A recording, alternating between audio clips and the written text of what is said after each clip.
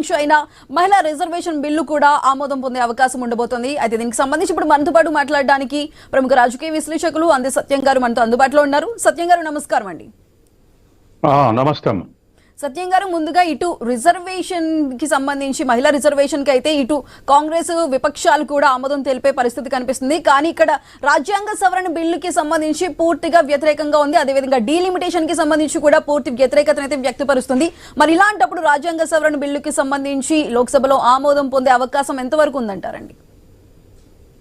ముందుగా డీలిమిటేషన్ కేంద్ర ప్రభుత్వం అనుకున్నట్టు 50% పెంచడం అనేటువంటిది జరిగితే చిన్న రాష్ట్రాల కన్నా పెద్ద రాష్ట్రాలకు అడ్వాంటేజ్, దక్షిణాది కన్నా ఉత్తరాదికి అడ్వాంటేజ్ ఇప్పటికే ఉంది.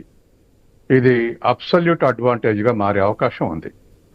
ఉదాహరణకు తెలంగాణలో 17 ఎంపీ సీట్లు ఉన్నాయి, ఉత్తరప్రదేశ్లో 80 ఎంపీ సీట్లు ఉన్నాయి. 17కి 80కి మధ్య తేడా 63 సీట్లు. రేపు 50% కలిపితే తెలంగాణ 17 25 అవుతాయి, ఉత్తరప్రదేశ్ 80 120 అవుతాయి.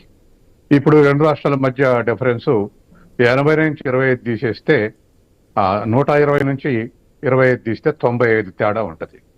అంటే రెండు రాష్ట్రాల మధ్య 63% పాత సీట్ల ప్రకారం అయితే 63 సీట్లు తేడా ఉంటే కొత్త సూత్రం ప్రకారం 95 సీట్లు తేడా ఉంటుంది.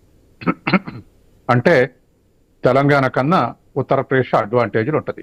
తెలంగాణ లాంటి అనేక చిన్న రాష్ట్రాల కన్నా పెద్ద రాష్ట్రాలు అడ్వాంటేజ్లోకి పోతాయి. ఇదొక అంశం. సౌత్ నార్త్ పోల్చినప్పుడు సౌత్ 130 ఎంపీ సీట్లు ఉన్నాయి, నార్త్ 413 ఎంపీ సీట్లు ఉన్నాయి. ఇది రిలేటివ్ అడ్వాంటేజ్. రేపు 50% పెంచితే ఈ 130 సీట్లు 195 అవుతాయి. 413 దరిదాపు 815 సీట్లు మొత్తం కలిపితే అందులో తీసేస్తే 650 సీట్లకు పెరుగుతాయి. అంటే రెండింటి మధ్య తేడా పెంచకముందు 413 సీట్లు ఉంటే పెంచిన తర్వాత 650 సీట్లు తేడా వస్తుంది. అంటే సౌత్ కన్నా నార్త్ రిలేటివ్ అడ్వాంటేజ్ ఇప్పటికే ఉంది.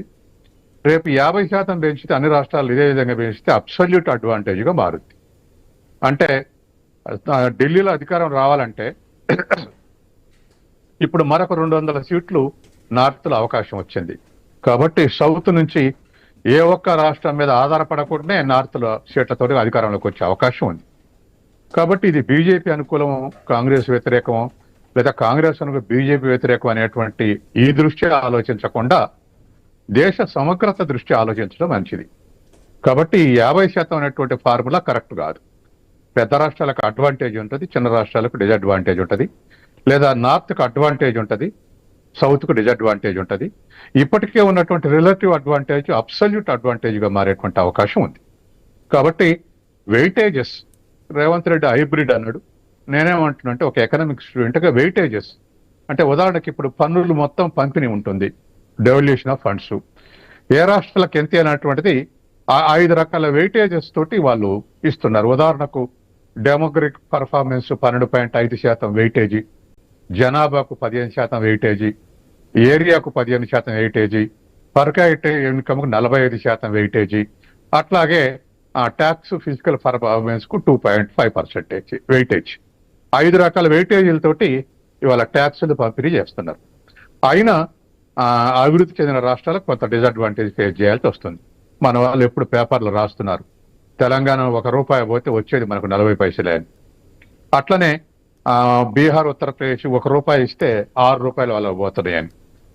ఇట్లా ఈ 5 వెయిటేజెస్ తీసుకున్నాక కూడా నార్థర్న్ స్టేట్స్ కు ట్యాక్స్ రూపంలో అడ్వాంటేజ్లు పోతున్నాయి.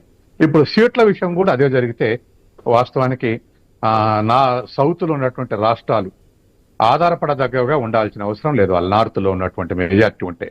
కాబట్టి దేశ సమగ్రత దృష్ట్యా ఈ విభజన చేయడం మంచిది. ఇదొక అంశం. ఇక రెండు మహిళా విశ్లేషణ కంటిన్యూ చేద్దామండి, ఒక చిన్న షార్ట్ బ్రేక్ తీసుకుందామండి. Back to news. ఇటు నియోజకవర్గాల సంఖ్యను భారీగా పెంచే డీలిమిటేషన్ కి సంబంధించి ఆమోదం తెలిపేందుకు ఇటు లోక్సభలో కూడా దాన్ని అయితే ప్రవేశపెట్టబోతున్నారు. మరి ఏ విధంగా ఉండబోతుందో మనం సత్యం గారితో మాట్లాడుతున్నాం. సత్యం గారు, అసలు నిజంగానే డీలిమిటేషన్ కి సంబంధించి నిజంగానే దాన్ని చేయాల్సిన అవసరం ఎంతవరకు ఉంటుంది? నిజంగానే చేయాల్సిన దాంట్లో మనకి ఏది పాజిటివ్ గా అనిపిస్తుంటుందండి? ప్రపంచంలో ఏ డెమోక్రటిక్ కంట్రీలో కూడా ఇంతమంది పార్లమెంట్ సభ్యులు లేరు. కమ్యూనిస్ట్ దేశాలు పక్కకు పెడితే డెమోక్రటిక్ కంట్రీస్లో తర్వాత స్ట్రెంత్ కూడా ఇప్పుడున్న 543 మందిని నడపటమే కష్టం అవుతుంది, 850 నడపాల్సి వస్తుంది. ఈ విషయాలన్నీ కూడా దరిదాపు చర్చలకు వ్యాలిడిటీ లేకుండా పోయేటువంటి అవకాశం ఉంది. నేను ఇంతకుముందు చెప్పినట్టుగా నార్త్కు అడ్వాంటేజ్, పెద్ద రాష్ట్రాలకు అడ్వాంటేజ్గా మారి ఇది చివరికి దేశ సమగ్రతకు సవాల్ విసిరేటువంటి అవకాశం ఉంది. కాబట్టి ప్రతి విధాన నిర్ణయంలోనూ ప్రతి దాంట్లోనూ నార్త్ ఇప్పటికే ఉదాహరణకు హిందీ దక్షిణాది మీద రుద్దుతున్నారు. ఏ చట్టం తెచ్చినా లేకపోతే ఏ విధానం ప్రకటించినా హిందీలోనే ప్రకటిస్తున్నారు. అది సౌత్ ఇండియా ప్రజలకు డిజడ్వాంటేజ్ అయిపోయింది, తెలుసుకోవటం కూడా డిజడ్వాంటేజ్ అయిపోయింది.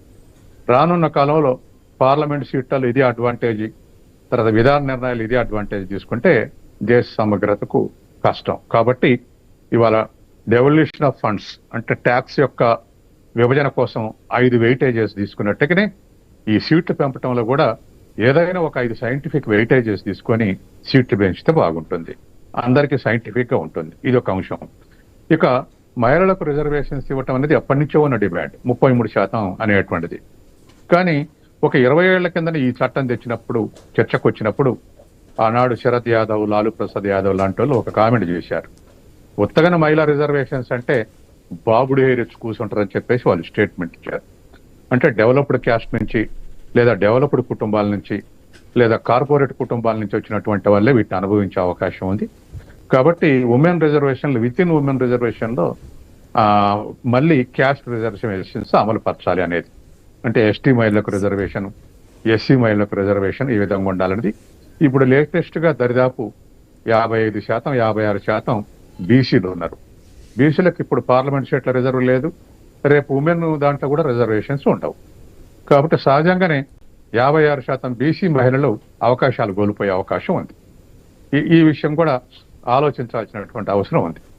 తర్వాత 4వ అంశం ఏమిటంటే జనాభా ప్రాతిపదిక 2011 ప్రాతిపదిక తీసుకుంటున్నారు, కానీ ఇంకొక ఏడాదిలో జనాభా లెక్కలు వస్తాయి.